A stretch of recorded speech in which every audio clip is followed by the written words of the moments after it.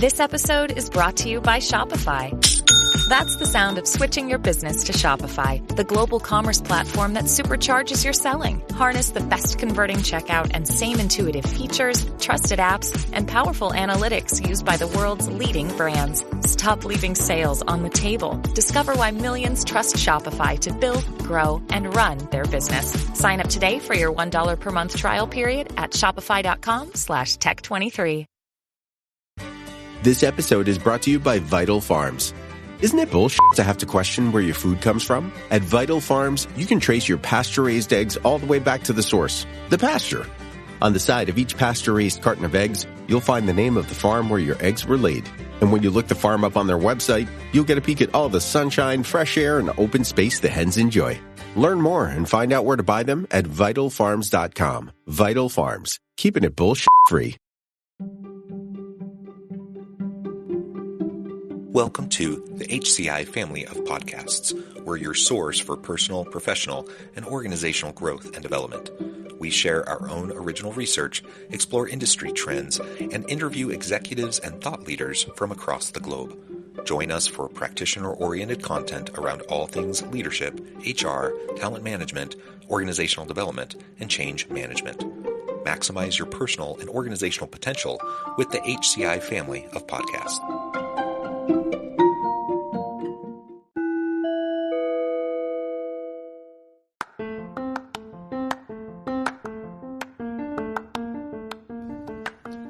Welcome to the podcast. In this podcast episode, I talk with Robb Wilson about what human capital-focused leaders are missing when it comes to AI and hyperautomation.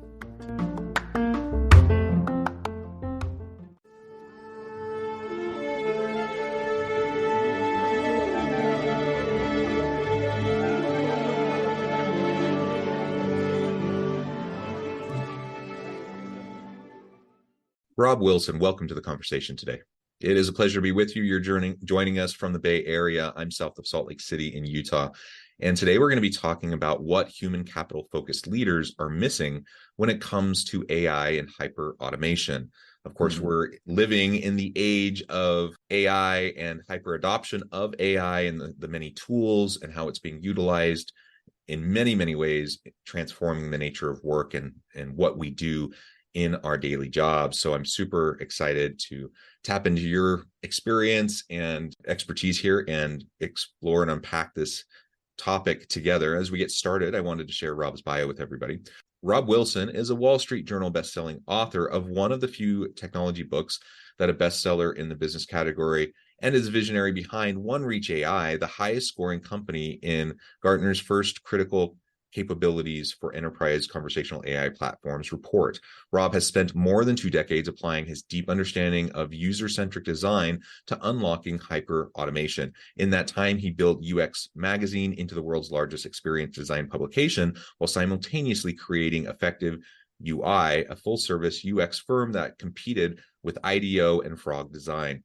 And I could go on to talk about all the different awards and startups and all the many different accolades, but I'm going to pause there. Anything else, Robb, that you would like to highlight or draw attention to from your background or personal context before we dive on in? No, that's plenty. Thank you. Well, thank you for joining me. Why don't you start by just laying out the foundation behind OneReach AI? What are you hoping to accomplish there? And then we can dig into more conversation around hyperautomation and the human capital focused approach. Yeah, sure. I'm addicted to problem solving. I'm just, you could sort of trace my career as just checking on one problem and then raising the bar and trying another harder one and iterating. And so the problem I set out to solve was at that time really focused on I was invited to an Oxford debate, and it was about whether technology is leaving people behind. And the two sides of the debate were interesting. The two arguments, one is, the fit of the fittest. You can't stop technology. Just you either keep up or you fall behind. And then the other is we need to regulate and slow it down and give people a chance to catch up. And I really didn't like either answer. I thought both answers were bad answers. And so and then being so involved in both technology but also the UX community, I thought this problem really falls squarely on the shoulders of UX communities. Like, this should be, sort of a problem number one statement for UXers. And I just became obsessed with that problem and saying, how do we not, have to either resort to one or two or the other of those options. And so that came down to trying to think about no code and how to make technology more accessible. And then that sort of led to conversation. So if you're going to create a no code tool for building applications and you don't know how long it's going to take you to pull it off, because it's a really huge challenge. And I don't think anybody's pulled it off, even though they all say they have. Yet I think we've gotten really close. And one of the main reasons is I decided, since I don't know how long this is going to take to solve, I need to solve the applications of tomorrow, not the applications of today. I need to allow people to be able to build what they're going to need to build, not what we are building. So I went into sort of a deep research mode and came up with all interfaces will be in one form or another conversational in the future. Therefore, I'm going to create a no-code platform for creating conversational experiences versus graphically based ones. So there's the, I guess, not so short, but for me, short version. Yeah, no, that's super helpful. And I agree. That Oxford conversation that you were having, that panel, those are the types of arguments that I hear constantly. And I think they're both really important perspectives, absolutely.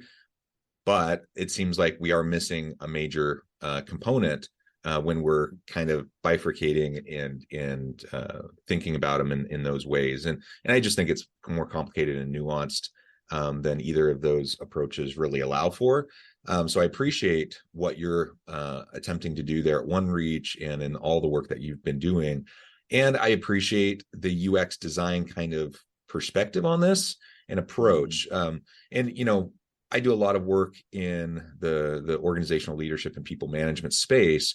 And of course, AI, ChatGPT, and all the others that have really come out and been mass adopted over the last 10 plus months has freaked a lot of people out. And, they're like, what's going to happen? My jobs are going to go away.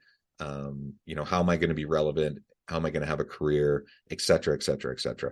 And, I think that's the wrong takeaway from this new technology. And we are certainly in the wild, wild west of mass adoption of AI and deep machine learning tools. And there's constantly like new iterations, new releases of these tools coming out, and new tools stacking on top of the AI that's out there, that's coming out almost weekly. It seems like there's a whole new slate of offerings that can be overwhelming. It can be challenging to deal with. And I understand how it can make people really nervous about their jobs.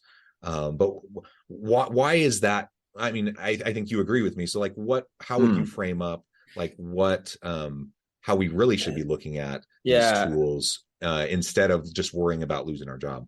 Yeah. I mean, we were recently given an award for best AI for HR. And I think the number one reason, or they said the number one reason, is because of our focus on enhancing the employee experience, that it wasn't focused like many of replacing or automating people out of a job.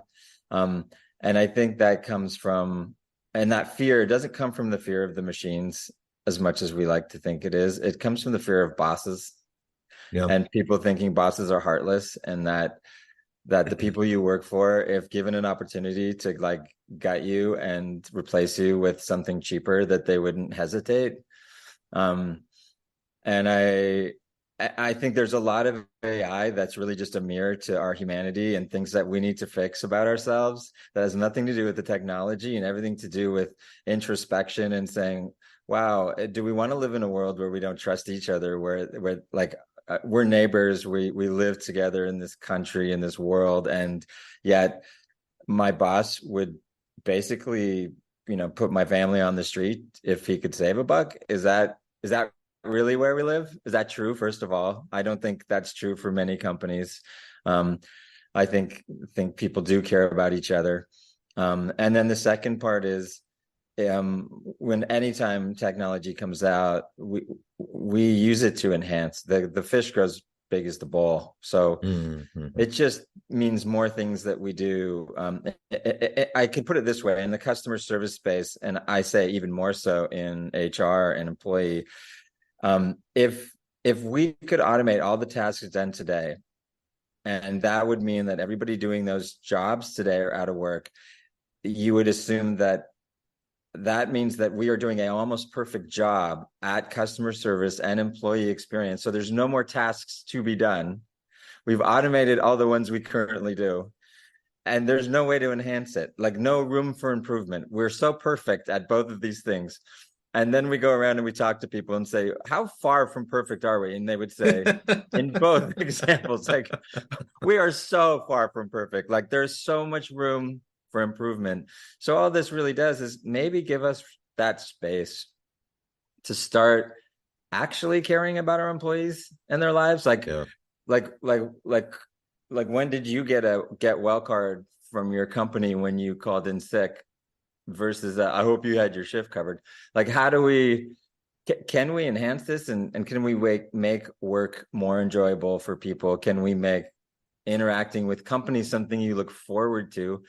I think dysfunction is a great example. You like, the perfect example of dysfunction is I pay my marketing team to start conversations with customers, and I pay my customer service team to get rid of those interactions. Like, I'm literally paying one side to not talk to customers and the other side to initiate conversations with prospects and customers. Like, what if every conversation we saw as an opportunity, whether with employees or customers, to enhance the relationship like it should be, right?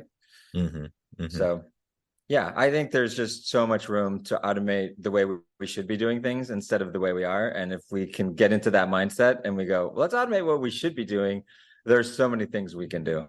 And it won't take any, like, there'll be, green fields of things for humans to do in this equation. Yeah, I absolutely agree. So, and let's also, just as a reminder to everyone, automation is not new. The mass adoption of AI automation is relatively new.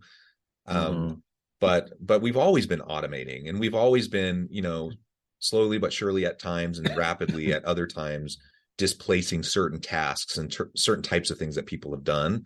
And that will always happen, as we come up with different tools and machinery and technology that can allow us to automate things that are repetitive, and we just don't need a human being to do. So that's what continues to happen. It will always happen. And I personally know that I appreciate how many of the technological tools of the past decade plus have freed up more and more of my time to do the stuff that I'm passionate about, that I feel really drives meaning and purpose in my work.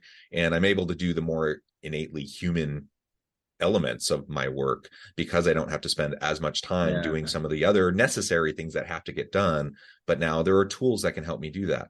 And that's how it's always been, right? So on the one hand, we can think about, will there be some displacement of certain tasks and certain responsibilities for different things? Sure, but that's always how it's been, and we're always going to be adapting. And I don't know of anyone who wants to go back to, typewriting pools, for example, or go back in time a little bit and think about how we used to do things decades ago. And most people are saying, no, we don't want to do that. So overall, this is a good thing. But I really like how you're framing it up in terms of, there are always areas for improvement. And why don't we improve? Why do we still continue to have issues with customer service? Why do we still continue to have issues with employee experience and all the HR internal workings of an organization? It's not rocket science usually. Like, it's fairly straightforward, simple. Do these things consistently over time and you're going to be in pretty good shape. Yet most organizations still struggle in these areas. And so magically, outsourcing these roles and tasks to AI isn't going to fix the underlying issues or problems. And it's not going to erase our need to continue to try to be creative and iterate and do cool new things in these spaces. And that's a human question, right? That's a human challenge.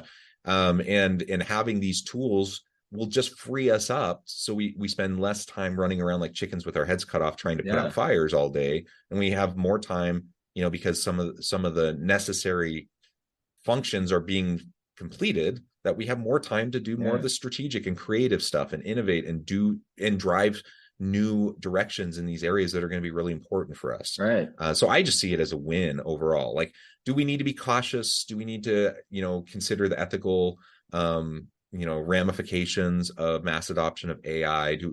These are important questions. Yes, we need to be thinking about these things. But is the sky falling, or, is it the rise of the machines and, a Terminator scenario?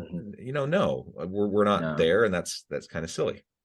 Yeah, I think I think one of the things to blame here is the term AI. I'm not a big fan of it, even though I use it, because it's helpful for efficiency of communication, because I can kind of group a bunch of ideas into a bucket and use 2 words to point at them.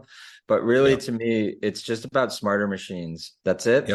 Machines are the things that threaten our lives, and they kill us, and they have been killing us, whether it's a car, factory equipment, you name it. We've been, there are murderers right now, bombs, guns. These are all machines. We invented them. They kill us today.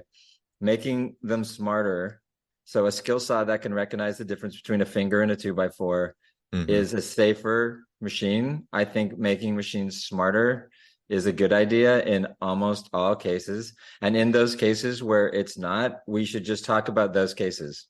We shouldn't generalize it and say AI. We should say, in this specific case, with this specific machine, where we're enhancing it in this specific way, we should be careful. For example, social media, right? This is an area where we use machines. It's a big part of our lives. How we use these machines is very important. And AI as a fake human, impersonating a human being in an environment where you feel like it's safe and it's not, that's dangerous. And so we should zero in on that. But that is a social media problem, and that is a problem for social media companies. Bots and fake people have been around for a while, and AI will only make that easier for them. But that's that problem, and we should focus on that problem. But it's not AI. It's specifically people. That's fraud, right? It's people pretending. To your point earlier, that's a human problem. That's not a technology problem, right? The technology is just the symptom of the human problem. Right. Yeah, and we do have to deal with it, right? It's just, this is all just bringing up stuff we have to deal with. And so I think there's the optimist pessimist view. The optimist is it's bringing up problems that are long overdue that we have to address. Let's do it. We don't trust our bosses. Maybe AI can give us the data behind the decisions our bosses make. Maybe the AI can give our bosses the data behind the decisions they should make. And maybe that would create trust. And wouldn't that be nice, right? So how we use it and how we make these machines smarter is a design problem. And this is where we can all get involved. Because if you get into a world where no code and coding and technology is obscure, the book that I wrote was Invisible Machines that Josh and I wrote. And that's the idea, is if the technology hides behind, and now we all become designers of these experiences, and we start focusing less on what the machines can do and the technology behind them, but what are the experiences that we create with them, and that we can all become designers of these experiences, that becomes a world in which we can enhance our experience as employees, our experience as customers, our experience as parents, whatever. And that's a place I want to live in. That would be awesome. Do I want to make the gun smarter? Only if it makes it safer. But if it's to make the gun more dangerous, then no. But let's talk specifics. Yeah, very good. So over generalizations aren't helpful. And you're right. When we say AI, that includes a whole, like multiple buckets of things, right? And all sorts of tools and applications. And so getting specific is going to be really important. And there's a lot of fear mongering that's out there around AI, the, quote unquote, general bucket of AI. So we need to be very careful with that. Something else, we've referred to it. I think everything we've been talking about up to this point has been relevant to it. But are there other specific things that you think leaders might be missing when it comes to AI and hyperautomation? And how can we be more human focused leaders in the age of, these advanced technologies that are in many ways going to reshape the way we do our work? Yeah. So to say like what should people do, you have to kind of put it in relativity. So I don't know, whether people should do anything. People are moving slowly. Companies are, and from my perspective, in terms of the available technology and how slowly they're adopting it. And so that's only a problem if some portion of your industry moves faster than you. Right. And right now, everyone's just disoriented. So if everyone stays disoriented, there's no hurry. If you stay disoriented and other people start to figure it out, you're in trouble. I don't know how soon people are going to start to figure this out, but what I see is a big mistake, deferring to others to figure it out for you. Google comes in and says, you should just buy our AI package. Like, okay, first of all, what is AI? So they put you on some sort of road. Now you're talking about a company that's, that was falling behind itself.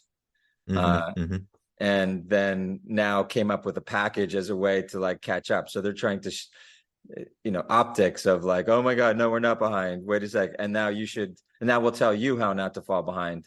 And so you look at, many companies kind of coming in and saying, we're going to create an easy button and we'll just put you on a path to AI adoption. And you don't have to understand this stuff. Just follow us. I think that's a big mistake, because if you look at OpenAI and this generative AI revolution, OpenAI was a relatively small company, but more importantly, the team inside were like three. It's a very small team that came up with this. Innovations are going to come from all over. They're not going to be just all centered on the big boys. Anthropic, another example. So I think just deferring your strategy to somebody who's trying to sell you a package and is really freaking out because they're losing their moat. So the moat used to be a trust for companies in some ways, and then a way for Google and big companies to kind of protect their business, and now it's a prison. And I think companies don't understand that they're getting deeper and deeper into the prison when they follow this. The other thing is what we talked about, automating what you do instead of what you should do.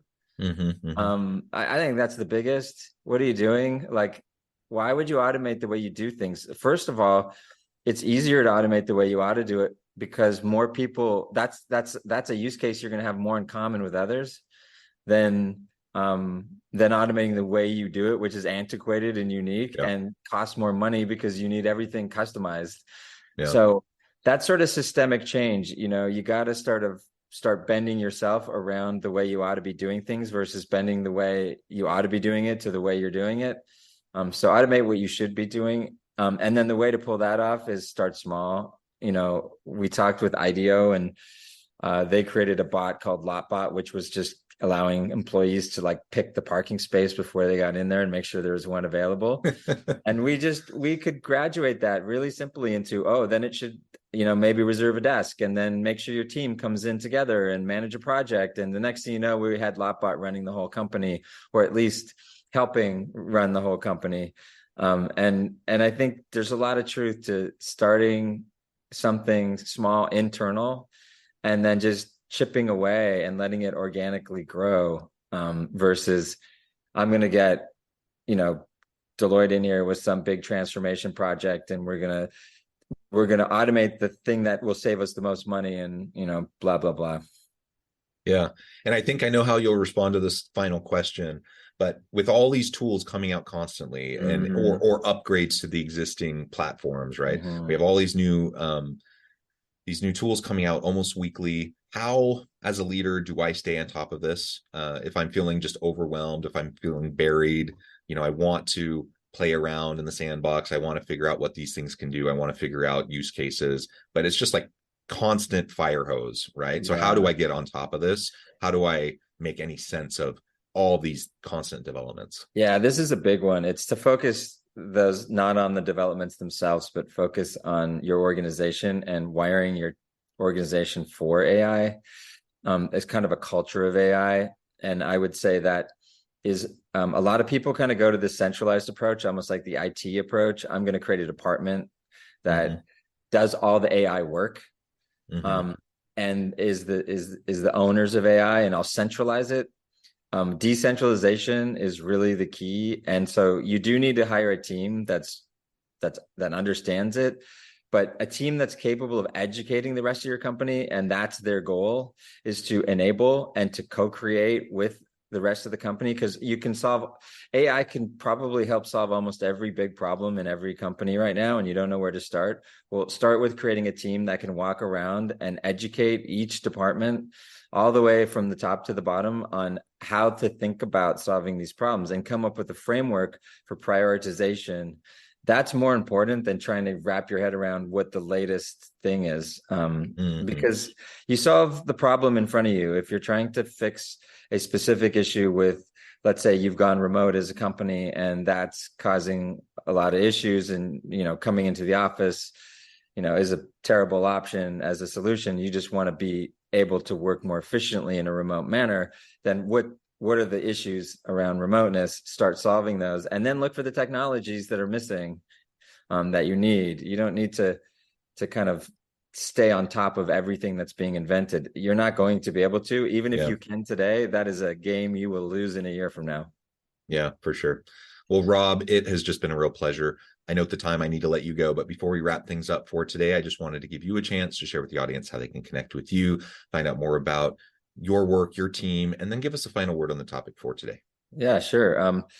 Wrote the book. You can get on Amazon, Age of Invisible Machines. We do a podcast also, and you can track that with UX Magazine, and so you can follow me on Twitter as well. My final note is to encourage people to get excited about this from an experience standpoint, not from a technology standpoint. I want people to start thinking design minded, and start thinking about how can we make interactions better, and how can we use AI to enhance how we interact with each other as human beings and create better connections. I think that's certainly what I'd love to see. Yeah. Wonderful. Well said. Robb, thank you so much. It's been a real pleasure. Yeah. Thanks for having me. I encourage the audience to reach out, get connected, find out more about what Robb can do for you. And as always, I hope everyone can stay healthy and safe, that you can find meaning and purpose at work each and every day. And I hope you all have a great week.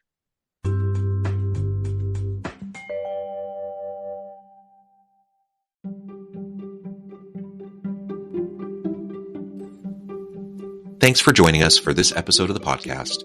We hope you stay healthy and safe, and please join us again soon.